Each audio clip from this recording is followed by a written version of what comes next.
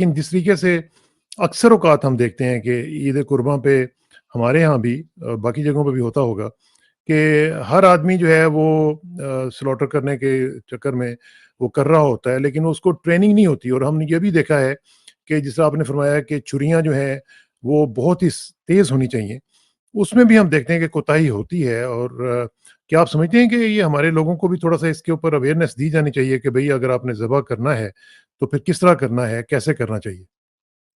میں نے ایک عالم دین سے اس بارے میں پوچھا کہ لوگ یہ چاہتے ہیں کہ بس کسی بھی طرح جانور کو ذبح کیا جائے، ہاں اور ان اسٹینڈرڈ نہیں ہوتا ان کا کہ کسائی صاحب آئے ہیں، ان کا حلیہ کیا ہے، میلے ہوں، کچیلے کام آتے ہیں وہ، چڑیاں ان کی تیز نہیں ہوتی. یہ دیکھنا جو قربانی کرنے والے صاحب ہیں ان کی ذمہ داری ہے کہ ہوں، کیا چڑی تیز ہے، کیا وہ شخص باوضو ہے.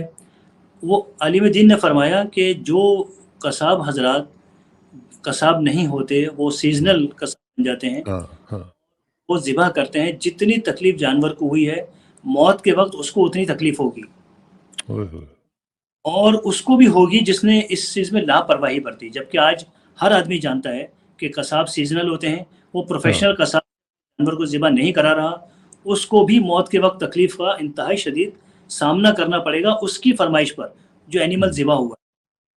وہ کہہ رہے ہیں کہ وہ چھوڑتے تو نہیں ہیں، کیونکہ اتنا انصاف ہے کہ جس بے ہاں سینگ سینگ والی بکری نے بے سینگ بکری کو اگر ماری ہے ٹکر تو اس اس کا بھی تو حساب.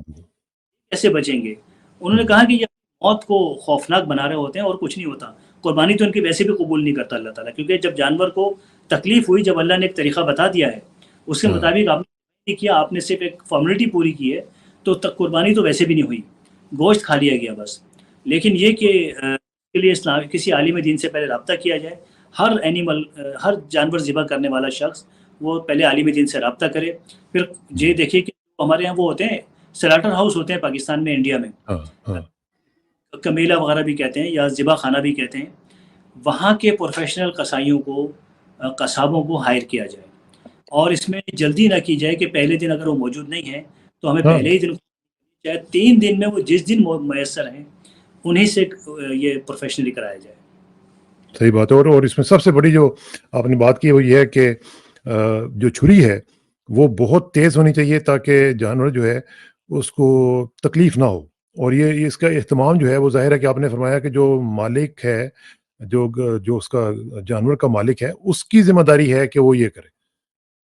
میں نے ایک پروگرام کیا تھا ہیلتھ ٹی وی سے ہوں، آج سے 10 سال پہلے. یہ پہلا پروگرام تھا جو پاکستانیوں کو پتہ چلا کہ اسلامی ذبح کرنے سے ایک پروفیسر صاحب نے باقاعدہ ریسرچ کی کہ اس سے جانور کو تکلیف نہیں ہوتی.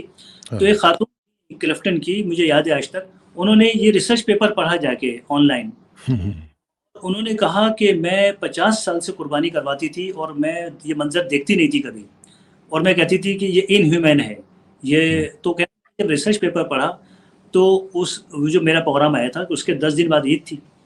انہوں نے کہا کہ میں نے پہلی بار اپنے سامنے کھڑے ہو کے قربانی کروائی.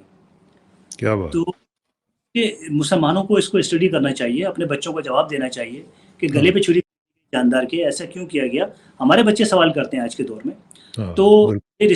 میں ریکویسٹ کروں گا کہ ہر مسلمان اس کو اسٹڈی کرے اور اپنے بچوں کو سکھائے، تاکہ یہ نسل در نسل. ڈاکٹر شولز کی جو ریسرچ آئی جب، اور انہوں نے جب اناؤنس کیا تو اس کے بعد تو یہ ریسرچ پیپر غائب کر دیا گیا تھا. یہ تو ہم نے کچھ ہمارے دوستوں نے وہاں جو ملان یونیورسٹی سے ہم نے ریسرچ ان پہ ہارورڈ یونیورسٹی کو ریکویسٹ کی تھی. تقریباً 200 اسٹوڈنٹ نے لیٹر لکھا تھا کہ وہ ریسرچ کم از کم آپ اپنی یونیورسٹی کی ریسرچ پہ تو اس کو شائع ہاں کریں ہاں اب سائٹ. تو انہوں نے پھر یہ 2002 میں اپنی یہ ریسرچ اپنے شامل کی اپنے ریسرچ پیپر آن لائن.